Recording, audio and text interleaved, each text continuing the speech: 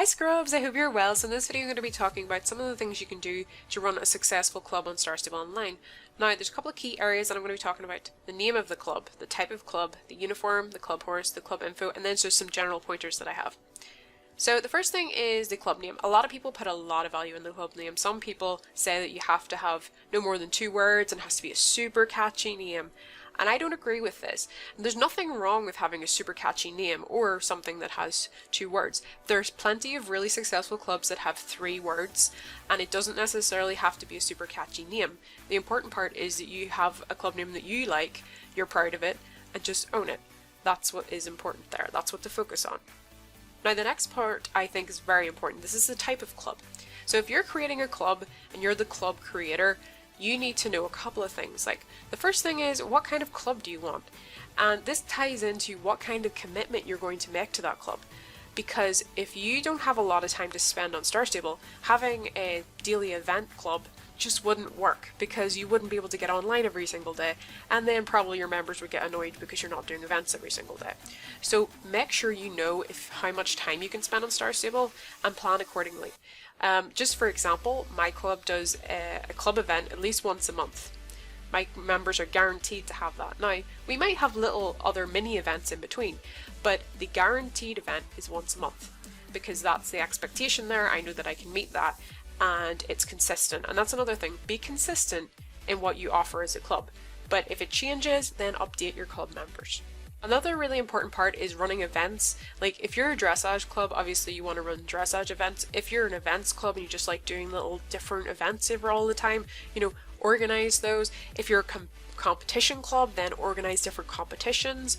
Maybe you're an open events club, you like to do lots of open events, or maybe you like to do a combination of all these things.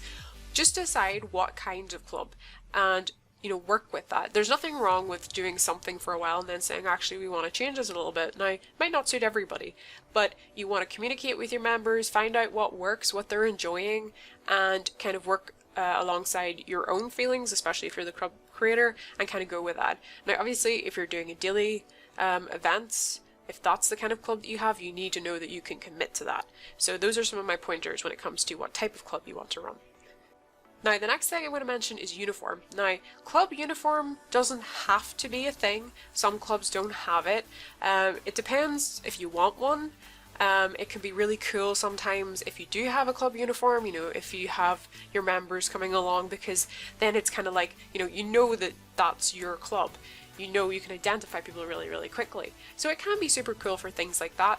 I wouldn't get hung up on it maybe whenever you're first starting out, because when you're first starting out, and this is just feedback I've had from other players generally, if you go into a club, for example, and I'm sure some of us have had this experience, and you're told to immediately buy the uniform, and maybe the uniform's super expensive, and you spend all that money, and then the next thing that club disbands maybe a couple of days later, and you're down like 800 star coins or something, and all your shillings, you'd be super annoyed.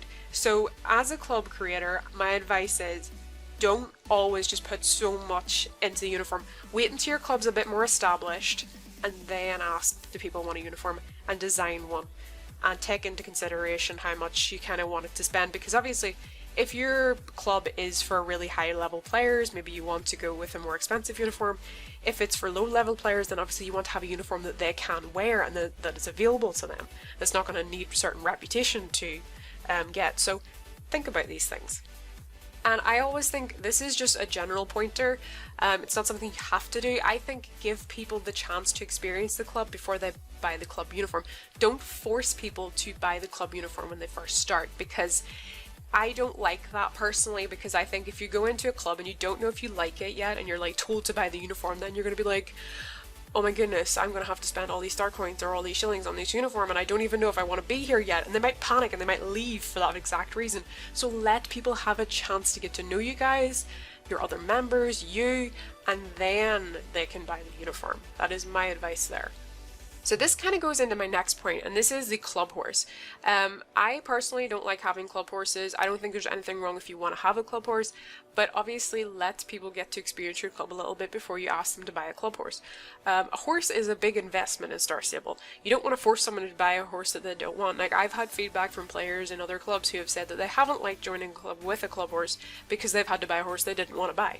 So always bear that in mind, and obviously if people are going to join your club, let them know that that is something that you expect, if you expect that they have to buy the club horse, so that they know whether they want to join or not before they do it. Because, you know, if you turn around 5 minutes later and say, oh, once they've joined and say, oh, you need to buy that club horse, and they're like, I don't have the star coins, and then you kick them out, that leaves a really negative experience. So make sure you tell people this before they join.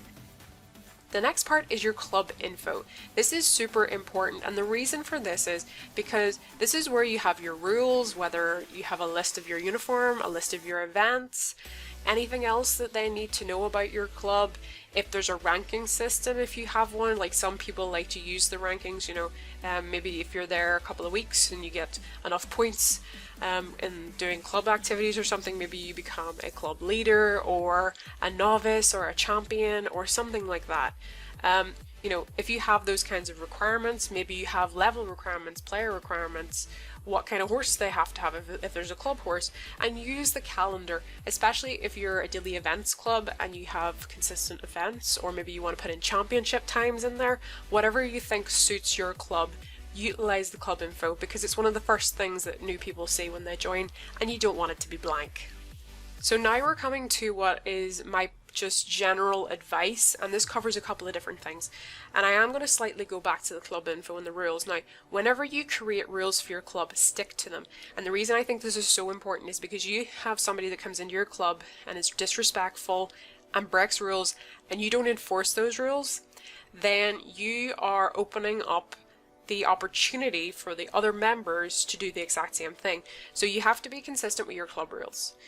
So if you say that you're not allowed to do these following things while you're in the club and they break that, then you have to either give them, you know, a case of, okay, we'll give you a warning this time, but if you do it again, then we will remove you. And therefore, if they do it again, then you remove them and you explain why. But be polite, don't yell at them. I've seen some people who yell and there's nothing that works. It doesn't make anybody listen to you. Don't yell, okay? If they break a rule, just calmly explain what they've done. And if they're unpleasant and they continue to be nasty, then just remove them from the club.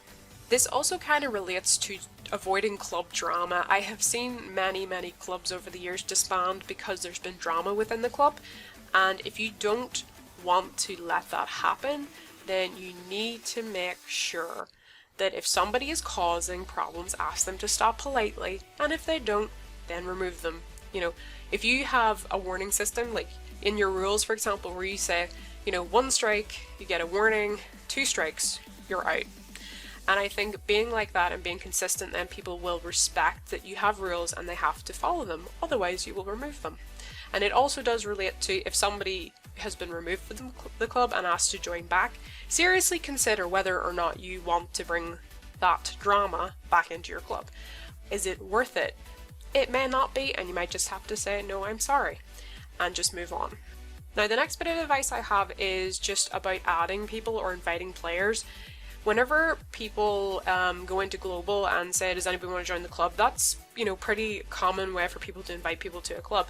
But I would say get to know people and have a set way for how they join. So, like for example, just with my club, if somebody asks me, do they want to join my club, then I tell them they have to mail me. And then I send them some messages explaining about the club, what kind of club we are, and the rules. And the reason for that is that they don't have any expectations of something completely different, because if they don't understand what kind of club they're coming into, like for example, if you have a super active club and you have a player who wants to join a reasonably active club but not something that they are expected to be there all the time, if you don't tell them that and then they join the club and then you're like, right, you have to be here on Monday at 6 and you have to be here on Tuesday at 8 o'clock and you have to be here on Wednesday, they might just go, oh my god, and they might just leave. So definitely, before people go to join your club, explain a little bit about your club. It doesn't have to be the whole history of it, it just has to be the basics, like whether you have a club horse, a uniform, what kind of activities you do, how frequently you're expected to be online, things like that, because that's super helpful and it lets somebody make an educated decision about whether they want to join your club or not. The other thing is, don't harass players about joining your club. You know, if you see an individual who's not in a club, feel free to walk up to them and ask them would they like to join your club, but don't spam them invites. That's one of the best ways to put off some individuals from joining your club, because they'll just go, no, you're bothering me. So you need to make sure that you go up and politely ask would they like to join the club, and if they say no, then just leave them alone. Don't harass them, don't bother them, just say thank you for your time and walk on. So just always be respectful. And the last thing is, and this is probably the most tough thing, be patient, okay? No club was built overnight. No club becomes successful overnight.